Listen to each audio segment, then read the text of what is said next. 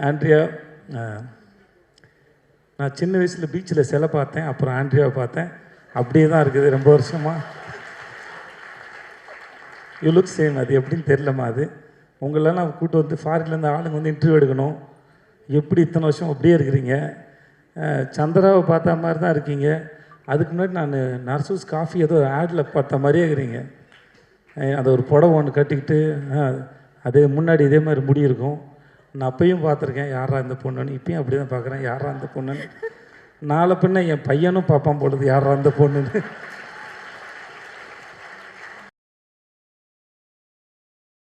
I love you. உங்கள் அன்புக்கு ரொம்ப நன்றி. இங்கே வந்திருக்க எல்லாருக்கும் என்னுடைய வணக்கம். முக்கியமாக விக்ரனன்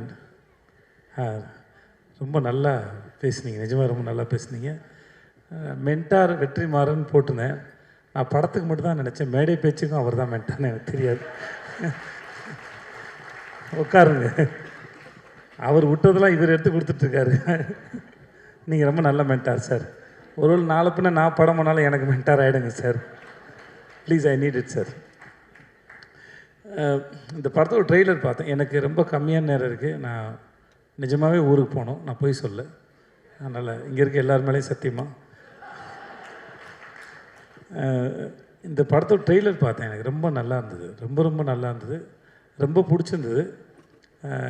எனக்கு மாஸ்க் படம் ஆரம்பிக்க போகிறேன்னு விடுதலை பண்ணும்போது ஒரு நாள் சார் சொன்னார், படம் இந்த மாதிரி ஷூட் ஆரம்பிக்க போகுதுன்னு.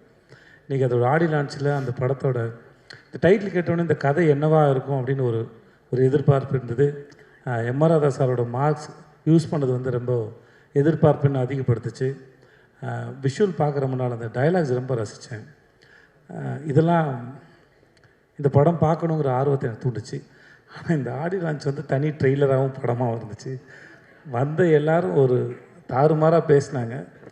அது ராமரில் ஆரம்பித்து ராமர் வந்து தெரில. நான் விடுதலை எப்போது படம் நாங்கள் ஒரு நாள் வெற்றி சார் கொடைக்கானல் இருக்கும்போது படத்தை ஒருவிட பார்த்துருங்க சேது அப்படின்னாப்புல. ஷூட் இருக்கும்போதே சார் வந்து படம் காட்டுவார். அது வெகு சிலர் மட்டும்தான் அது காமிச்சிருக்காங்க. அந்த டிஸ்கஷனுக்கு ஆக்டர்கிட்டையும் கேட்குறது. ஏன்னா அவர்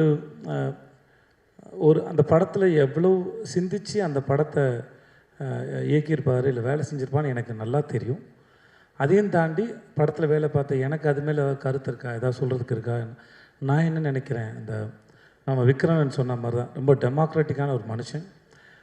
நான் பார்த்த வரைக்கும் ரெண்டு முகம் கிடையாது அவர்கிட்ட, எந்த மாஸ்க்கும் இல்லை.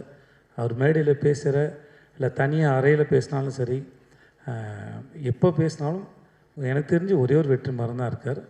ஸோ அவர்கிட்ட சுத்தமாக மாஸ்கே இல்லாத ஒரு மனுஷன். ஸோ அவர்கிட்ட ஒரு விஷயத்தை பகிர்ந்துக்கும் போது என்னடா இது கூட ஒருத்தன் தெரியலையே அப்படிங்கிற மாதிரி இருக்காது.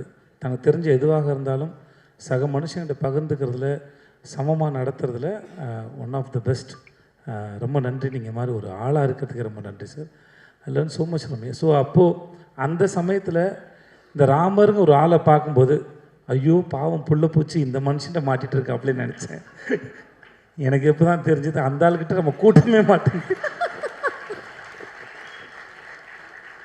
ராமர் மாதிரி ஆளை மேடையில் ஏற்றி உங்கள் ஊருக்கு போயிட்டு வந்த கதையை சொல்லுப்பானாலே 1 மணி நேரம் பேசுவார் போல இருக்குது.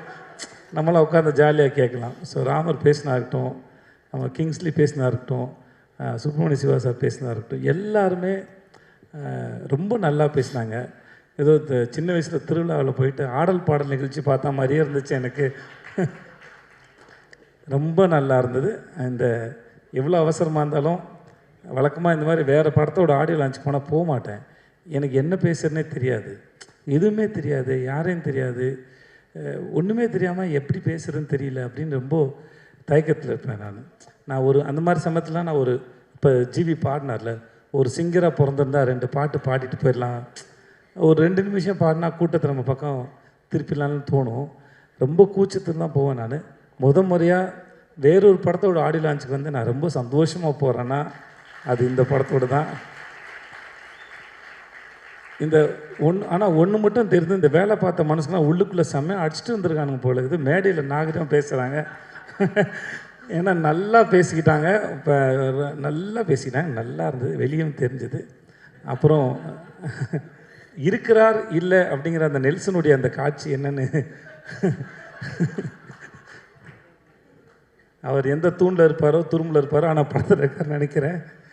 நானும் தெரிஞ்சு பார்க்க ஆசையாக இருக்கேன். மற்றபடி கவின், உங்கள் வாழ்த்துக்கள் கவின். கவின் ஸ்க்ரீனில் பார்க்குறது ரொம்ப பிடிச்சிருக்கு. ரொம்ப வசீகரமாக இருக்கீங்க, ரொம்ப நல்லா இருக்கீங்க. உண்மையாகவே ரொம்ப சிலரோட பார்க்கும்போது பிடிக்கணும், ஸ்க்ரீனில் பார்க்கும்போது அந்த தனிநபராக பிடிச்சிருக்கு. நம்ம இவர் தான் சொன்னாருங்க, நம்ம நெல்சன் சொன்ன மாதிரி இன்றைக்கி நம்ம டிஃப்ரெண்ட் ஸ்கிரிப்டை சூஸ் பண்ணும்போது முன்ன பின்ன அடி வாங்கலாம். ஆனால் இதுதான் ப்ராக்டிஸ் பின்னாடி இருக்கிறதுக்கு. ஏன்னா எப்பயுமே வந்து வண்டி மேலே ஏறிட்டே இருக்காது, வண்டி ஒரு நாள் வந்து கீழே இறங்கும். அப்போது இறங்கும்போது நமக்கு விழுவுற அடியை தாங்கிறதுக்கான பலம் இருக்குமான்னு தெரியாது. ஆனால் இன்றைக்கி விழுந்து வாங்குகிற ப்ராக்டிஸ் பண்ணுற இந்த மென்டல் ஹெல்த் வந்து பின்னாடி என்ன அடித்தாலும் எவன் அடித்தாலும் தாங்குற அளவுக்கு இருக்கும் நம்புகிறேன். ஸோ இந்த ப்ராக்டிஸ் என்றைக்குமே நம்புங்க. ஏன்னா அது நீங்கள் சொந்தமாக அனுபவப்பட்டு சம்பாதிக்கிறது. ஸோ அது படம் கண்டிப்பாக என்றைக்குனாலும் ஓடுற படமாக இருக்கணும், அது மக்களை போய் சேரணும், அதில் மாற்றுக்கிறது இல்லை. பட் ஆனால் அது எக்ஸ்பெரிமெண்ட் பண்ணும்போது நம்ம காலத்துக்கும் நம்மளால் நம்ம சொந்த அறிவோடு சர்வே பண்ண முடியும். கண்டிப்பாக அந்த காலம் உங்களை நிப்பாட்டு நம்புகிறேன். இந்த படத்து மேலே நிஜமாக பெரிய நம்பிக்கை இருக்குது. இந்த ஃபோட்டோவில் கொட்டுற மாதிரி பணம் வந்து ஆண்ட்ரியாவுக்கும் சொக்கு சாருக்கும் கொட்டட்டும். எனக்கு ஏதாவது பார்த்து பண்ணி விடுங்க பின்னாடி. ஏன்னா 8 நாள் கூட்டு போய் என்னை வச்சு செஞ்சுருக்காங்க. உண்மையாகவே எனக்கு பேமெண்ட் பாக்கி இருக்குது, ஏதாவது பார்த்து கொடுத்து விடுங்க. ஆண்ட்ரியா, நான் சின்ன வயசில் பீச்சில் சிலை பார்த்தேன், அப்புறம் ஆண்ட்ரியாவை பார்த்தேன், அப்படியே தான் இருக்குது ரொம்ப வருஷமாக. You look same. அது எப்படின்னு தெரிலமா, அது உங்களெல்லாம் கூப்பிட்டு வந்து ஃபாரின்லேருந்து ஆளுங்க வந்து இன்டர்வியூ எடுக்கணும். எப்படி இத்தனை வருஷம் அப்படியே இருக்கிறீங்க? சந்திராவை பார்த்த மாதிரி தான் இருக்கீங்க. அதுக்கு முன்னாடி நான் நர்சூஸ் காஃபி ஏதோ ஆடில் பார்த்த மாதிரியே இருக்கிறீங்க. அதை ஒரு புடவை ஒன்று கட்டிக்கிட்டு அதே முன்னாடி இதே மாதிரி முடி இருக்கும். நான் அப்பையும் பார்த்துருக்கேன், யாரா இந்த பொண்ணுன்னு. இப்பயும் அப்படி தான் பார்க்குறேன், யாரா இந்த பொண்ணுன்னு. நாளை பின்ன என் பையனும் பார்ப்பான் பொழுது, யாரா இந்த பொண்ணுன்னு. நிஜமாகவே அதே அழகுமா தெரில. வீட்டுக்கு போய் ஃப்ரிட்ஜில் உட்காருங்களா, பெட்ரூமில் படுக்கிறீங்கன்னு தெரில. வாழ்க நீங்கள். எனக்கு உங்கள் பேர் கேட்டேன், மறந்துட்டேன்.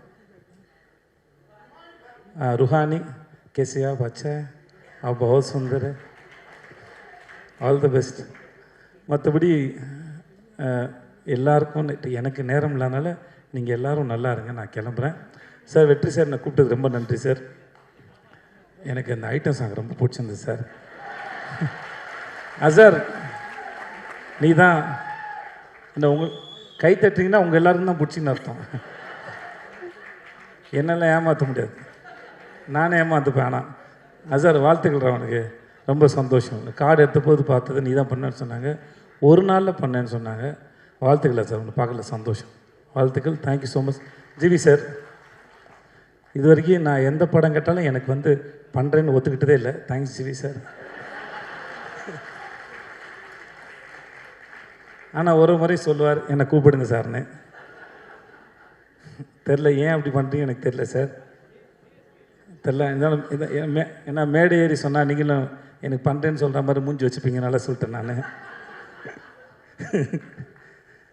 இல்லை, நான் இது வரைக்கும் கேட்டதில்லை, நான் சும்மா தான் சொன்னேன். உங்களுக்காக தான் போய் சொன்னேன் இப்போ நான். Thank you sir. நெல்சன், எனக்கு உங்களோட ஸ்பீச் எப்பவுமே ரொம்ப பிடிக்கும் தெளிவா. And thanks. உங்களை பார்க்க நீங்கள் நடித்தது நான் ரொம்ப சந்தோஷப்பட்டேன் சார். சொன்னேன்ல சார், நான் ஃபஸ்ட் டைம் பார்த்தம்போதே ரிலீஸ்க்கு முன்னாடி அரசனுடைய இதை நான் பார்த்தேன். உங்கள் டைமிங்கே தனி. எனக்கு இன்றைக்கி மேடையில் விக்ரன் பேசும்போது விக்ரன் டைமிங்கில் ஏதாவது ஒரு கதாபாத்திரத்தை நீங்கள் எழுதுவீங்கன்னு நான் நம்புகிறேன். நான் டைமிங்கு செம்மையாக இருந்தது. திடீர்னு எமோஷனல் ஆகும்போது இங்கிலீஷ் பேசுகிறாப்புல, ஏன் தெரியல. இன்னமும் நம்ம ஊரில் அந்த அந்த பிரச்சனை இருக்குது. உண்மையை பேசும்போது இங்கிலீஷில் பேசினா அது உண்மையாக தெரியும் போல் இருக்குது. ஆனாலும் அந்த ஃபார்முலா ரொம்ப நல்லா இருக்குது. நான் வேறு சொன்னேன்னா, நான் அவர்கிட்ட சொல்லியிருக்கேன், இங்கிலீஷில் பேசினா வேலை செய்ய மாட்டேன்னு சொல்லியிருக்கேன் நான். எனக்கு தெரியல, ஆனால் நான் அவரை ரிஜெக்ட் பண்ணான்னு தெரியல, இல்லை மேடை ஏறி ஏதாவது எனக்கு சொல்கிறாரான்னு தெரியல. என்ன காரணம்? பேமெண்ட் அதிகமாக கேட்டிருப்பீங்க. Okay, thank you. அப்போ என்னால் பேமெண்ட் கொடுக்க முடியாத இருந்திருக்கு. இன்னும் வாழ்த்துக்கள், நிஜமாக ரொம்ப நல்லாயிருக்கு. சொக்கு சார், உங்கள் எல்லாருக்கும் வணக்கம் சார். சார் வணக்கம் சார். வந்த எல்லாருக்கும் நன்றி. நான் கிளம்புறேன். Thanks so much. Thank you sir. Thank you sir. Archana, I love you. Nelson சொன்னது உண்மை, விக்ரன் சொன்னது உண்மை. இவங்க எந்த இடத்துல இருந்தாலும் சரி, இவங்களோட டைமிங்கும் பெர்ஃபார்மன்ஸும் சரி. வாங்க நல்லா சாப்பிட்டு யாரை பற்றியா தப்பாக பேசுவோன்னு சொல்கிற அந்த கண்ணாடி போட்டு நடந்த அந்த ஒரு ஷாட்டு தான். அது படம் ஃபுல்லாக அவ்வளோ பேர் இருக்கிறாங்க. அதுவும் யுவர் கிரேட். நீங்கள் நாங்கள் கேட்டுக்கிட்ட மாதிரி நீங்கள் நிறைய படம் பண்ணுங்கள், ப்ளீஸ் பண்ணுங்கள். Thanks so much. Thank you so much sir. Thank you.